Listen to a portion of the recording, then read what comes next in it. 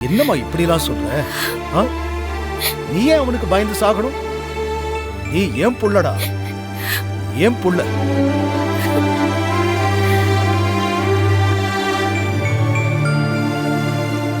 உனக்கு ஒரு பிரச்சனைனா நான் பாத்துக்கிட்டு இருப்பேன்னு நினைக்கிறியா?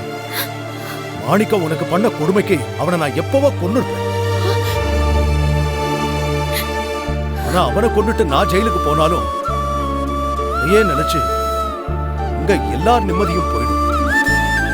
கடவுள் ஒருத்தருக்கு ரொம்ப சோதனை கொடுக்கறாருன்னா அவங்களுக்கு ஒரு நல்ல வாழ்க்கையை தரப்போறாருன்னு அர்த்தம்.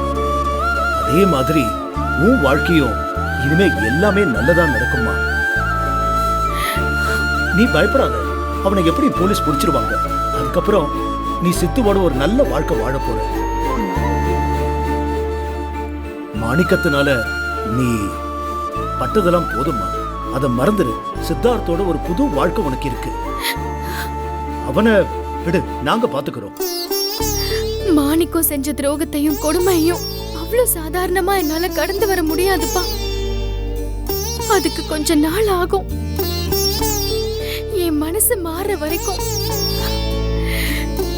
இந்த ஏற்பாடெல்லாம் வேண்டாம்ப்பா.